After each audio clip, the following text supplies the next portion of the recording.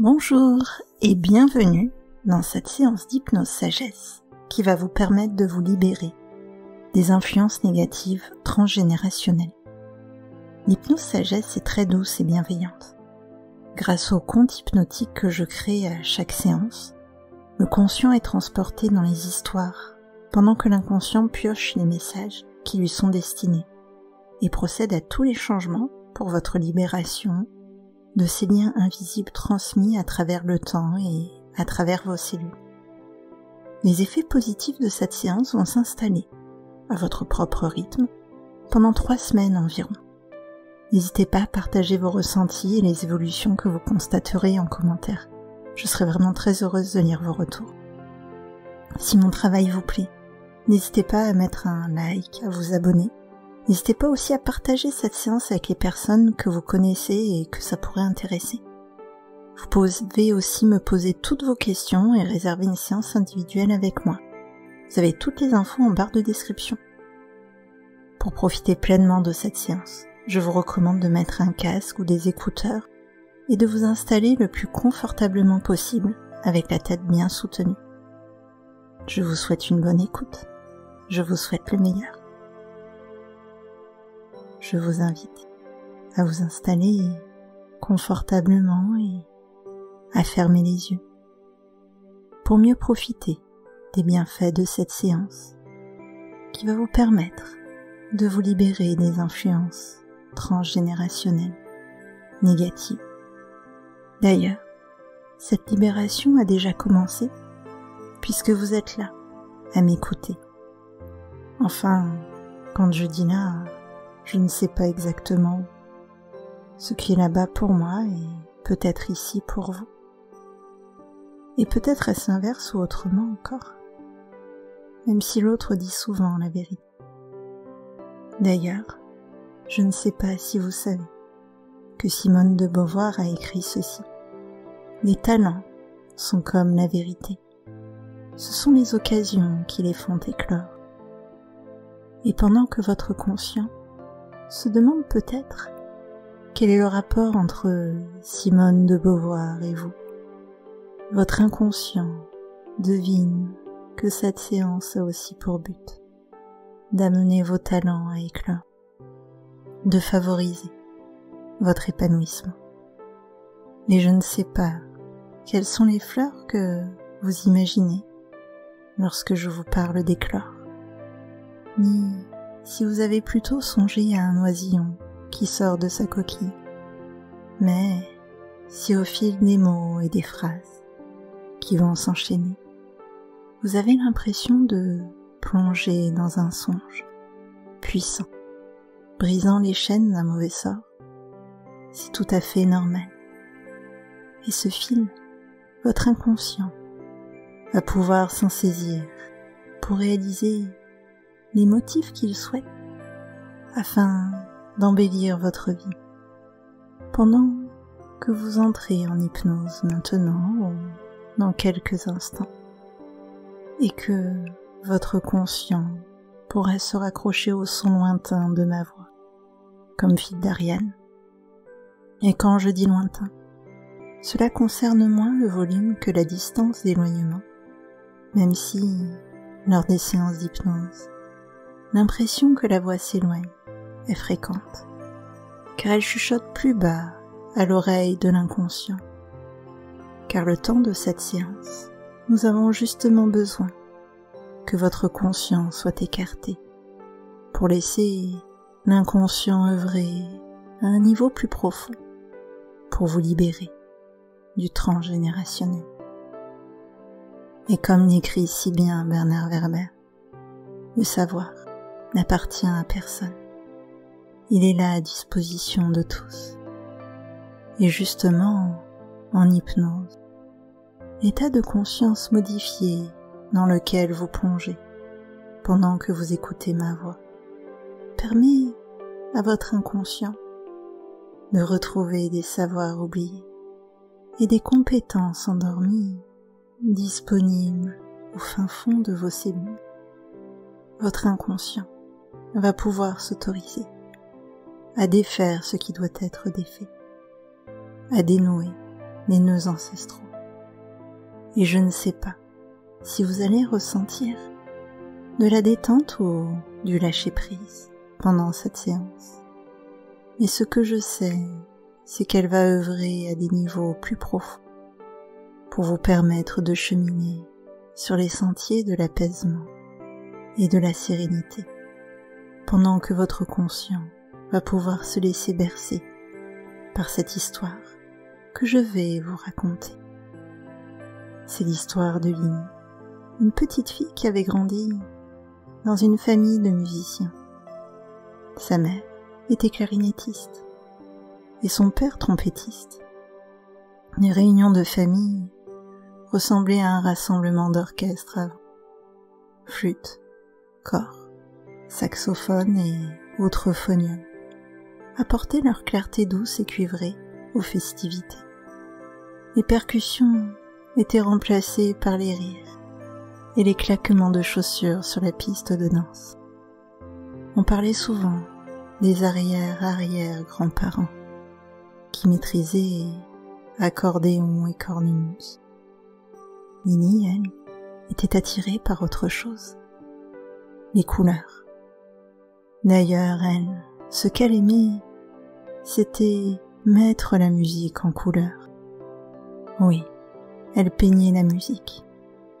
Vous vous demandez peut-être comment elle faisait. Peut-être que c'est juste qu'elle avait assisté à des concerts pendant que sa mère était enceinte, ressentant les vibrations et le flux des émotions maternelles. L'histoire ne le dit pas précisément, mais il me semble que c'est en lien avec l'expression de ces émotions. Lini avait bien essayé de faire plaisir à ses parents en essayant de se mettre au hautbois, mais ils avaient bien constaté qu'elle prenait moins de plaisir que lorsqu'elle était devant ses pinceaux. Alors, pour les concerts, elle participait autrement. Elle aidait à la création des affiches. Et c'était même une prouesse, elle était devenue très douée pour imaginer des visuels très originaux. Quand elle fut plus grande, Lini se découvrit une passion pour les jeux de lumière et se passionna particulièrement pour l'éclairage de la scène. Et c'était merveilleux de voir à quel point les émotions ressenties étaient différentes selon les projecteurs qui étaient actionnés. D'ailleurs, elle était très curieuse et avait tenté une expérience. Il y avait choisi des ambiances lumineuses, très différentes, pour mettre en lumière 2 représentations du même spectacle. Et elle avait distribué un questionnaire pour recueillir le ressenti des spectateurs à l'issue de la représentation. Les résultats étaient incroyables. L'ambiance générale et même les morceaux phares du spectacle n'étaient pas les mêmes, alors que seule la lumière avait changé. Tout le monde était émerveillé de constater à quel point l'angle et les couleurs de l'éclairage avaient l'air d'influencer ce que ressentaient les spectateurs et les souvenirs qui ramenaient avec eux du spectacle. Et je me disais que justement, aujourd'hui, est un jour parfait pour apporter un nouvel éclairage sur votre histoire, afin que votre inconscient trouve des solutions nouvelles pour vous libérer des influences négatives transgénérationnelles et vous permettre de vivre une vie inédite. Mais pour en revenir à Lini, elle prenait beaucoup de plaisir à mettre en lumière le talent des autres, et les concerts avaient de plus en plus de succès. Elle ne se rendait pas compte que c'était la synergie des talents qui permettait cette réussite. Comment, dans cette famille de musiciens, Lini avait-elle réussi à apprendre les rouages des jeux de lumière et de la mise en scène lumineuse? C'est l'éclairagiste, embauché par l'orchestre familial, qui l'avait pris sous son aile et lui avait enseigné les ficelles du métier. comme on dit, bien que ces ficelles soient des liens imaginaires, dont Lily s'était rapidement autorisée à s'affranchir pour tester et expérimenter par elle-même. Son enseignement initial lui donnait des fondamentaux, à partir desquels elle s'autorisait à exploiter d'infinies possibilités et laisser s'exprimer sa créativité, tout comme certains inconscients peuvent s'autoriser à explorer de nouvelles possibilités, mais mobiliser leur part créative pour plus d'épanouissement et de bonheur. Au fil des heures passées, à apprendre le fonctionnement de la console d'éclairage, de l'ajustement des projecteurs et des accessoires, Lily apprit à connaître un peu mieux son professeur. Éclairagiste n'était pas son métier initial. Il était devenu après une reconversion. Auparavant, il travaillait déjà dans la lumière, mais de manière complètement différente. Il était projectionniste dans un cinéma. Il avait donc commencé dans les salles obscures, avant de se réorienter pour mettre en lumière la scène de théâtre et les salles de concert. Fils cadet d'une fratrie de 3 frères, il s'était toujours senti invisible, coincé entre l'aîné, qui partait en éclaireur, et le petit dernier, le chouchou de la famille. Son père était lui-même le 2e frère jumeau, celui qui restait à l'ombre de son frère plus téméraire. Et je ne sais pas comment il a réussi à avoir le déclic pour sortir de l'ombre et troquer les salles obscures pour les scènes de spectacle. Ce que je sais, c'est que vous pouvez vous autoriser à mettre en lumière les parties les moins utilisées de votre personnalité, celles qui sont peut-être encore en sommeil, car cette séance vous prépare à une véritable paix intérieure, une réappropriation de tous vos talents, débarrassés des ombres projetées par les histoires de vos ancêtres. Pour en revenir à Lily et à l'éclairagiste, il lui avait appris les secrets et les 1001 nuances permises par les gombos, ces plaques de verre et de métal fixées sur les projecteurs et permettant de créer des ambiances et des motifs à l'infini. Ce que Lily ne savait pas, c'est l'importance que le verre allait avoir dans la suite de cette histoire. Alors qu'elle était en vacances, Lily avait décidé de se rendre dans un festival médiéval organisé à Saint-Antoine-l'Abbaye. Lors de ce festival, des artisans venus des 4 coins de la France et d'Europe venaient faire une démonstration de leur talent. Ils reproduisaient à la perfection les gestes anciens et techniques d'une époque aujourd'hui révolue. C'était d'ailleurs très curieux de voir ces hommes et ces femmes, vêtus comme au Moyen-Âge, utilisant des outils et des matériaux, bien souvent abandonnés depuis longtemps, être pris en photo par des touristes avec leur smartphone dernière génération. Les différentes époques cohabitaient, se superposaient, dans un équilibre inattendu et respectueux des envies et occupations de chacun. C'est lors de ce festival médiéval que Lily découvrit le travail d'un souffleur de verre. Le voir façonner cette pâte incandescente avec force et douceur pour concevoir des objets délicats et lumineux l'avait hypnotisé. Lily avait passé plusieurs heures à s'émerveiller des reflets aux couleurs chatoyantes qu'on pouvait obtenir à partir d'un morceau brut et informe. C'était magique d'assister à cette transformation de la matière, ni tout à fait solide, ni tout à fait liquide.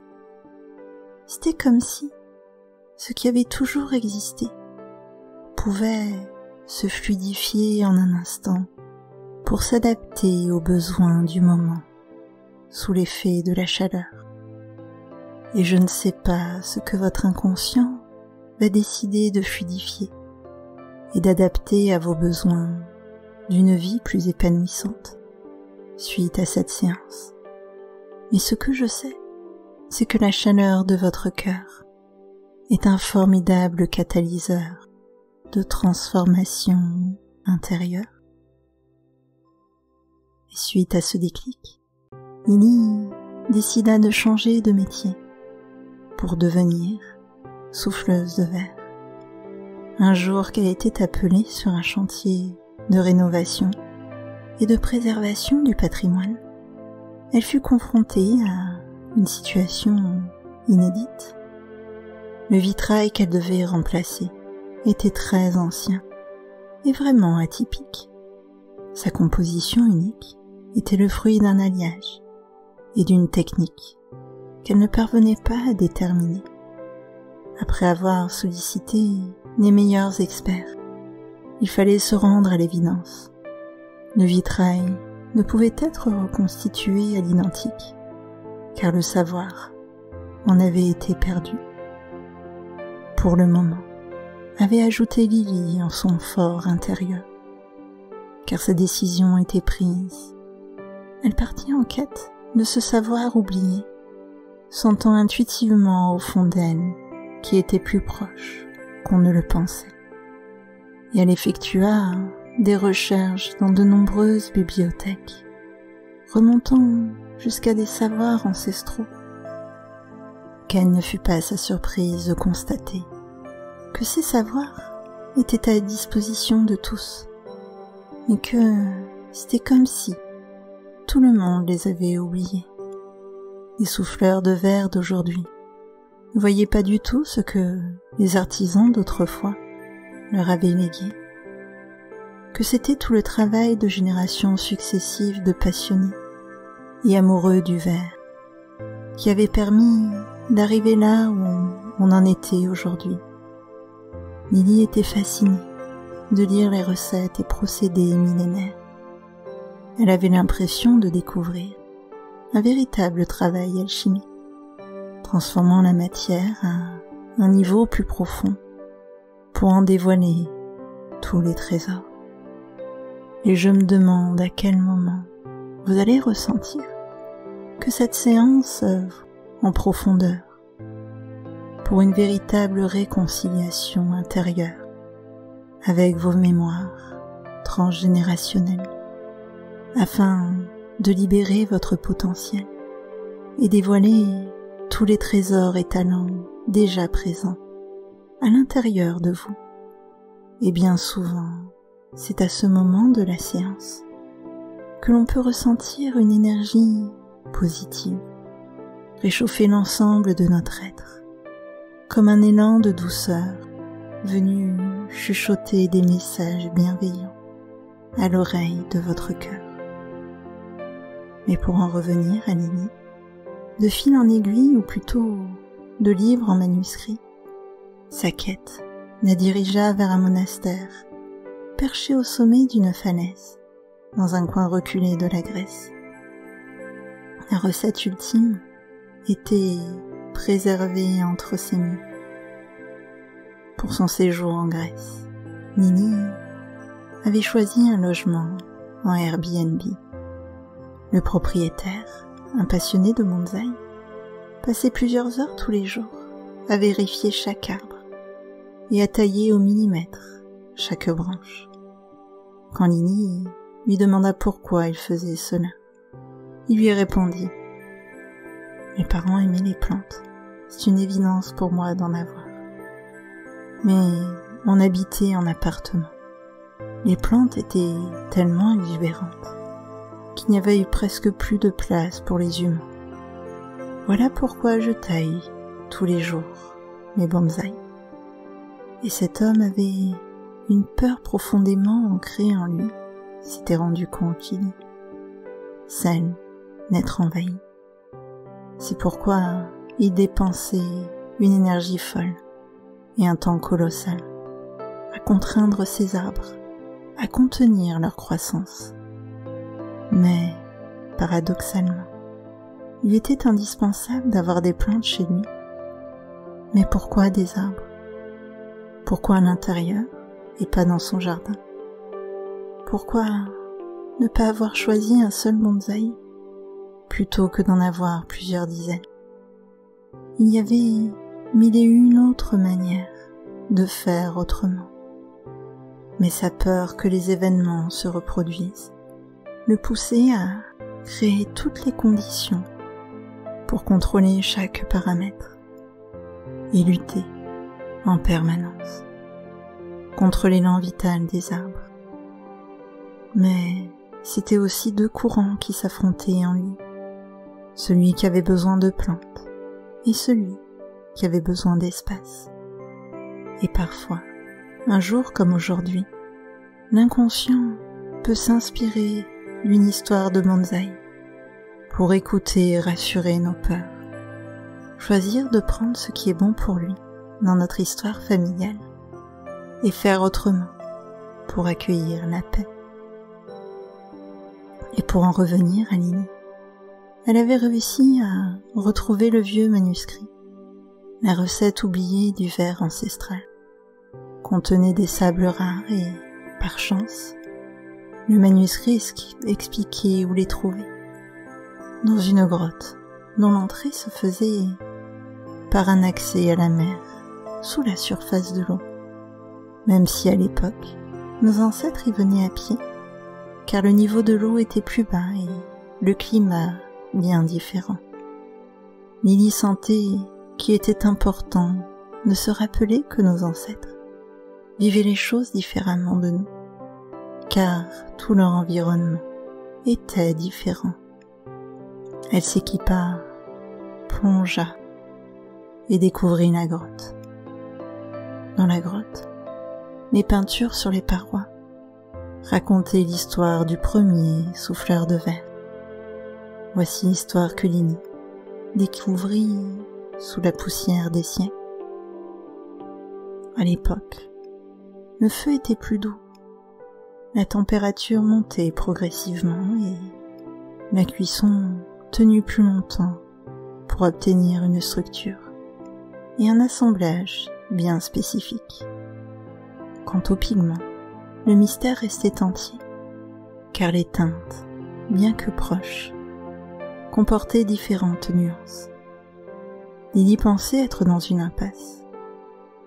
Elle décida alors de prendre une pause au coin d'un feu qu'elle avait allumé, et elle s'endormit dans la grotte, et elle rêva. Et son rêve la transporta par-delà l'espace et le temps, et lui fit découvrir l'histoire de la tribu qui vivait ici, il y a des siècles. Ils avaient réussi à se libérer à temps des vagues provoquées par une marée exceptionnelle. Lorsque le vent s'était levé, la tribu n'avait eu le temps que de ramasser le strict minimum avant d'évacuer le campement au bord de la mer et prendre de la hauteur en grimpant sur la colline. Ils avaient rapidement décidé de reconstruire le campement ailleurs et autrement, en gardant ce qui avait fonctionné et en changeant ce qu'il y avait à modifier. Ils avaient choisi de voir cet événement comme une chance de valoriser leur savoir et leurs compétences. Le fait qu'ils soient tous sains et saufs n'était pas étranger. Pourquoi n'avaient-ils pas été surpris? C'était grâce à cette femme qui avait rêvé il y a des années de ce moment précis. Elle avait partagé son savoir et depuis, elle était venue très souvent dans la grotte pour peindre son histoire. Et ce soir-là, alors qu'elle trempait son doigt dans un mélange d'huile et de pigments, elle sentait qu'elle n'était pas seule. Une femme se tenait derrière elle.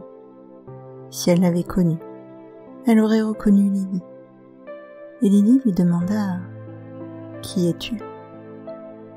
Tu sais qui je suis, et je sais qui tu es. Tu es le souffleur de verre, c'est bien ça? Le premier, enfin, la première, demanda Lily. Et la femme sourit en répondant. Je ne suis pas la première. Il y en a eu d'autres avant moi. Je suis juste la première à avoir pensé à vous dire que je pensais à après. À après, demanda Lily. Oui, à après moi. La vieille femme réfléchit puis ajouta. À moins que les autres aient juste choisi de faire autrement et penser déjà après. Qui sait? Est-ce que ce sont les pigments du verre avec lequel tu peins? Oui et non. Je ne connais que ceci. Pourquoi? C'est un savoir oublié à mon époque. J'en avais besoin et tu es apparu. Merci. Ce n'est pas oublié, puisque tu le rêves maintenant. Et si tu le rêves, c'est que c'était déjà là, en toi, depuis toujours. Mais comment savoir si ce rêve est réel? Demanda Lily. Je veux dire, comment tu sais que je rêve de toi? Comment me connais-tu? N'est-ce pas évident? Et l'évidence apparut comme un déclic. C'était là sous les yeux de Lily depuis le début. Ses yeux, cette façon de se tenir, la forme du lait, le lien de parenté était flagrant. Et la vieille femme ajouta, « Je suis ton ancêtre. Et j'ai rêvé un jour de cette grotte qui sauverait notre tribu. J'ai rêvé du futur et je voulais laisser un message pour toi et tous les autres après moi, après toi. » Lily réfléchit un instant et demanda, « Et pourquoi? Pourquoi laisser ce message? Pourquoi des peintures et pas de verre, puisque tu es un souffleur de verre? J'ai toujours peint, j'ai toujours aimé les couleurs. Alors pourquoi peindre? Je crois que, sans te connaître, je t'aimais déjà, toi et tous les autres à venir, et j'espérais pouvoir vous souffler des rêves. Avec mes peintures, je suis un peu la souffleuse de rêves de la tribu. Et tu as raison, petite, je pourrais apprendre à utiliser mon souffle autrement et devenir souffleuse de verre. » Et quand Lily se réveilla, elle resta un instant à méditer, et sa décision prise, elle remonta à la surface. « Je ne sais pas ce que vous choisirez de faire après cette séance, ni quels ajustements votre inconscient va choisir de faire pour votre bonheur. Mais ce que je sais, c'est que cette séance est le moment idéal pour réaliser que vous avez toutes les capacités en vous et que vos ancêtres vous aimaient déjà, avant même votre naissance. Et peut-être pourriez-vous, dans les jours et les semaines à venir, vous sentir soutenu par tout cet amour qui se diffuse à travers le temps dans toutes les cellules de votre corps. Peut-être pourriez-vous ressentir à quel point vous êtes une personne unique, une personne qui gagne à être connue. Et pour en revenir à ce chantier de rénovation du patrimoine, l'histoire ne dit pas de quelle manière le vitrail a été remplacé. Ce que je sais par contre, c'est que Lily avait décidé de changer de métier et de devenir artificière. Elle voulait illuminer le ciel de couleurs, d'étoiles de mer éphémères qui glissent et disparaissent en se confondant avec les étoiles du ciel pour souffler des rêves dans le cœur des enfants de tous les âges. Alors, imaginez à présent que vous regardez un ciel étoilé parfaitement dégagé, sans aucun nuage. Vous avez entre les mains la carte du ciel également. Et ce ciel est spécial. C'est le ciel de vos ancêtres. Et vous voyez, même sur la carte entre vos mains, des lignes qui relient certaines étoiles, comme des constellations.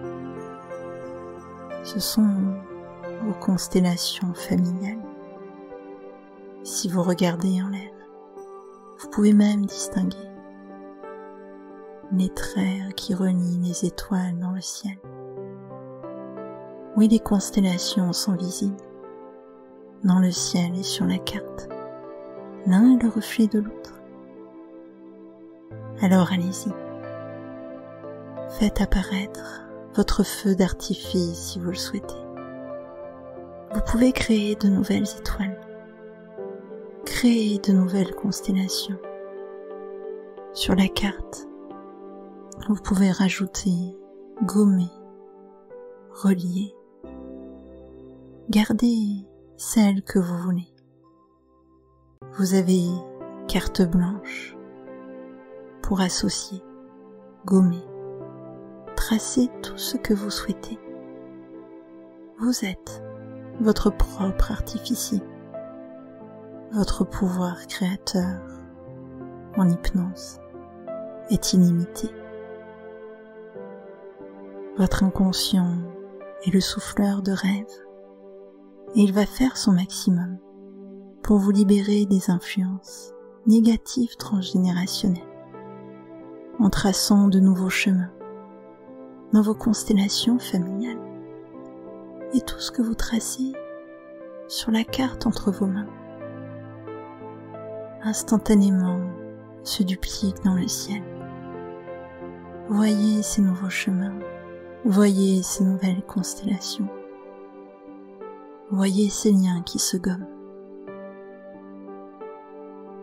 Et bien sûr, vous allez pouvoir garder la force de l'amour, la puissance positive et les talents dont vous avez besoin aujourd'hui. Et si votre inconscient le souhaite, il peut, dans ce ciel étoilé, vous adresser un message bienveillant et positif dont vous avez besoin de prendre connaissance aujourd'hui. Je vous laisse le découvrir, l'intégrer, le comprendre.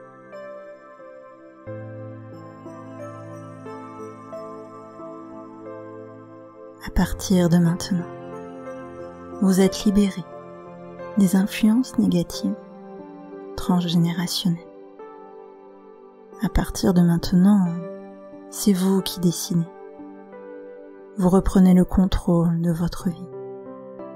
Vous reprenez le pouvoir sur votre vie. Vous êtes l'étoile qui guide votre boussole intérieure. Ressentez la légèreté que vous procure le fait de vous savoir libéré et en même temps soutenu par tout cet amour, tous ces talents et ces pensées bienveillantes à travers vos mémoires cellulaires.